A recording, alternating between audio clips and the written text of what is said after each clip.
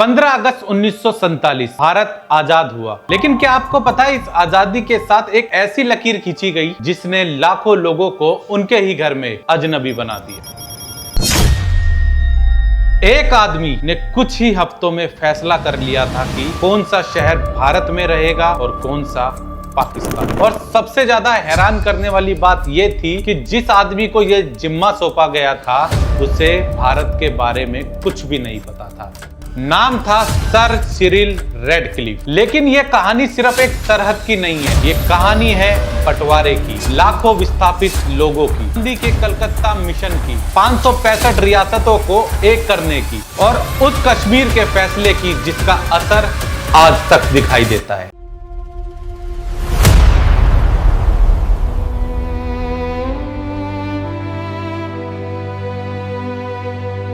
1947 आते आते ब्रिटिश राज भारत में अपनी आखिरी दौर में पहुंच चुका था। लेकिन अंग्रेजों के जाने से पहले एक सवाल लगातार बड़ा होता जा रहा था, क्या ब्रिटिश इंडिया एक देश के रूप में आजाद होगा या फिर उसका विभाजन होगा। और यहाँ एक चीज समझना बेहद जरूरी है, बंटवारा एक दिन में नहीं हुआ था। इसके पीछे कई सालों की political tension, communal politics, negotiation और फेल एग्रीमेंट्स थे। फिर भारत आए लॉर्ड माउंटबेटन, ब्रिटिश इंडिया के आखिरी वायसराय। माउंटबेटन के सामने एक मुश्किल डेडलाइन थी, सत्ता भारतीयों को सौंपनी थी। अगर देश बटेगा तो सीमा का निर्धारण कौन करेगा। इस काम के लिए चुना गया सर सिरिल रेडक्लिफ को। लेकिन यही कहानी का सबसे अविश्वसनीय हिस्सा है, क्योंकि जिस रेडक्लिफ को भारत बंटवारे का काम सौंपा गया था उसने कभी भारत विजिट किया ही नहीं था। यानी उस इंसान को भारत के बंटवारे की जिम्मेदारी दी गई थी जिसे भारत के भूगोल के बारे में कुछ पता ही नहीं था। उन्हें पंजाब और बंगाल की सीमाएं निर्धारित करनी थी। उनके पास मैप्स थे, डेमोग्राफिक डाटा था और अलग अलग एडमिनिस्ट्रेटिव इंफॉर्मेशन थी, लेकिन वक्त बेहद कम था। अब जरा इमेजिन करो, तुम एक ऐसे देश को दो हिस्से में बांटने जा रहे हो जहां गांवों के आपस में रिश्ते हैं, खेत जुड़े हैं, सड़कें जुड़ी है, रेलवे लाइन जुड़ी है और सिर्फ तुम्हें ये फैसला करना है कि कौन सा गांव पाकिस्तान में जाएगा और कौन सा हिंदुस्तान में। इस सरहद को बाद में रेडक्लिफ लाइन के नाम से जाना गया। लेकिन एक समस्या थी, सरहद का फैसला सिर्फ नक्शे पर नहीं होता है, उसके पीछे लाखों लोगों की जिंदगी भी होती है। बंटवारे के बाद बड़े पैमाने पर माइग्रेशन शुरू हुआ। लोग अपने घर छोड़कर इंडिया या पाकिस्तान की तरफ जाने लगे। लेकिन सबसे दर्दनाक बात यह थी कि इन लोगों को लगता था कि ये सब टेम्परेरी है, कुछ दिनों बाद हालात ठीक हो जाएंगे और वो अपने घर वापस लौट जाएंगे।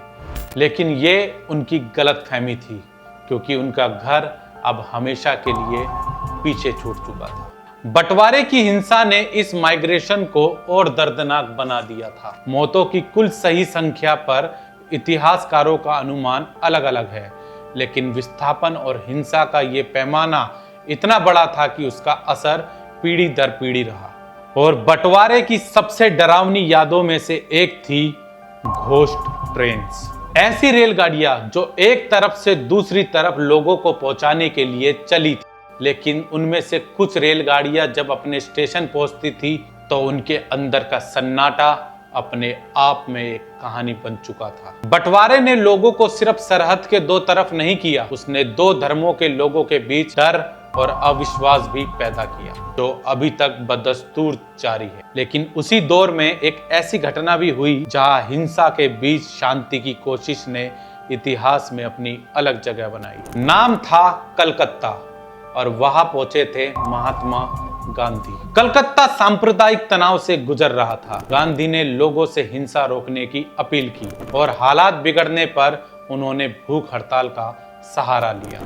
उनका तरीका बिल्कुल अलग था, ना आर्मी ना वेपन, बस मॉरल प्रेशर और लोगों से शांति की अपील। उनके प्रयासों ने कलकत्ता में शांति स्थापित करने में महत्वपूर्ण भूमिका निभाई। इसी एपिसोड को अक्सर कलकत्ता मिरेकल के नाम से याद किया जाता है। लेकिन भारत की समस्याएं खत्म होने का नाम नहीं ले रही थी, क्योंकि ब्रिटिश भारत के अलावा भारत के अंदर 500 से ज्यादा रियासतें भी मौजूद थी। 1947 में भारत में सैकड़ों रियासतें थी। आमतौर पर इनकी संख्या 565 बताई जाती है। अब जरा इमेजिन करो, आज हम भारत को एक सिंगल मैप के रूप में देखते हैं, लेकिन 1947 में भारत का मैप इतना सिंपल नहीं था। ब्रिटिश पैरामाउंटी अब खत्म होने वाली थी। अब इन रियासतों के शासकों के सामने एक सवाल था, भारत, पाकिस्तान या कोई अलग रास्ता। अगर हर रियासत अपनी अलग पॉलिटिकल पहचान बनाए रखती तो आज का भारत का नक्शा कुछ अलग होता। इन रियासतों को इंडियन यूनियन में जोड़ने के मिशन में दो नाम बेहद महत्वपूर्ण थे, सरदार वल्लभ भाई पटेल और वीपी मेनन।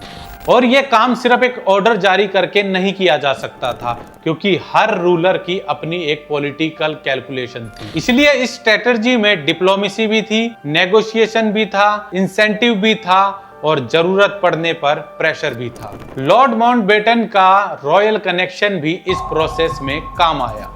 कई रूलर्स को यह विश्वास दिलाया गया कि इंटीग्रेशन के बाद उन्हें कुछ प्रिविलेजेस और फाइनेंशियल अरेंजमेंट्स मिलेंगे। धीरे धीरे रूलर्स विलय पत्र और समझौतों के जरिए इंडियन यूनियन के साथ जुड़ने लगे। लेकिन हर रियासत ने इतनी आसानी से इंडिया को एक्सेप्ट नहीं किया। जूनागढ़ इसका सबसे बड़ा उदाहरण था। जूनागढ़ के रूलर ने पाकिस्तान के साथ जाने का फैसला किया, लेकिन वहां की आबादी का बहुत बड़ा हिस्सा हिंदू थी और जियोग्राफिकल सिचुएशन भी महत्वपूर्ण थी। आखिरकार 1948 में जनमत संग्रह हुआ और वहां के लोगों ने भारत के साथ जाने के पक्ष में अपना भारी समर्थन दिया।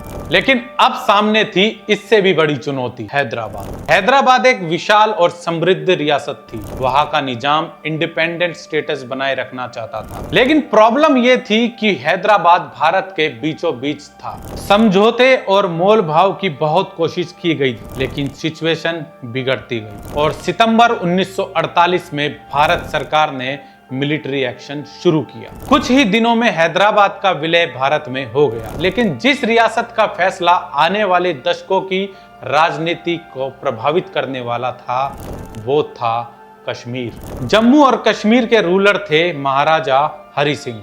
वो तुरंत इंडिया या पाकिस्तान में शामिल होने के लिए तैयार नहीं थे। लेकिन अक्टूबर 1947 में सिचुएशन तेजी से बदल गई। पाकिस्तान समर्थित ट्राइब फोर्सेस कश्मीर में दाखिल हुई और इस घटना के बाद ही महाराजा हरि सिंह ने भारत से सैन्य सहायता मांगी। भारत सरकार ने एक शर्त रखी, भारत सैन्य सहायता अवश्य देगा, लेकिन कश्मीर को भारत में विलय करना होगा। और फिर महाराजा हरि सिंह ने इंस्ट्रूमेंट ऑफ एक्सेशन यानी विलय पत्र पर हस्ताक्षर किए। इसके बाद भारतीय सेना कश्मीर पहुंची। 1947-48 का कॉन्फ्लिक्ट शुरू हुआ और बाद में मामला यूनाइटेड नेशन तक पहुंचा। सीज फायर हुआ, लेकिन कश्मीर का सवाल खत्म नहीं हुआ और यही शायद बंटवारे की सबसे बड़ी लेगेसी में से एक है। 1947 को अगर हम सिर्फ एक लाइन में लिखे तो कहेंगे भारत आजाद हुआ, पाकिस्तान बना और बंटवारा हुआ। लेकिन असली कहानी इससे कहीं ज्यादा बड़ी और दुखद है। एक तरफ लाखों लोग अपने घरों से बेघर हुए, दूसरी तरफ एक नए देश को अपनी सरहद, सरकार और पहचान बनानी पड़ी। और इसी बीच पटेल और मेनन जैसे नेताओं के सामने एक असंभव सा दिखने वाला काम था, सैकड़ों रियासतों को एक सूत्र में बांधने का। और फिर कश्मीर, जिसने दिखा दिया कि बंटवारे की कहानी सिर्फ 1947 तक ही सीमित नहीं रहने वाली। एक नक्शे पर लकीर खींची गई थी, लेकिन उस लकीर ने सिर्फ जमीन नहीं बांटी, उसने लाखों लोगों के घर बदले, शहर बदले और इतिहास बदल दिया। आज हम उस सरहद को नक्शे पर देखते हैं, लेकिन 1947 में लाखों लोगों ने उसे अपनी जिंदगी में महसूस किया था। इसलिए भारत पाकिस्तान के बंटवारे को महज एक कहानी मत समझिए, ये उन लोगों की कहानी भी है जिनका घर एक दिन अचानक दूसरे देश में चला गया। और शायद इतिहास की सबसे बड़ी सीख यही है, नक्शे पर खींची गई लकीरें जमीन तो बांट सकती है, लेकिन उसकी कीमत इंसानों को चुकानी पड़ती है। और ये कीमत भारत और पाकिस्तान के लोगों ने चुकाई।